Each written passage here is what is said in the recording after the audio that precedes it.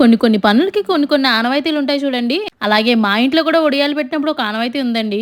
మా అమ్మగారు ఎప్పుడు ఒడియాలు పెట్టాలనుకున్నా కూడా ఇలా తెల్లవారుజామున లేచి పిండిలు రుబ్బుకోవడం, కారాలు రుబ్బుకోవడం లాంటివి చేస్తూ ఉంటారు. ఈసారి మా ఈ గుమ్మడి ఒడియాలకు మా రత్నం కూడా చాలా బాగా హెల్ప్ చేసిందండి.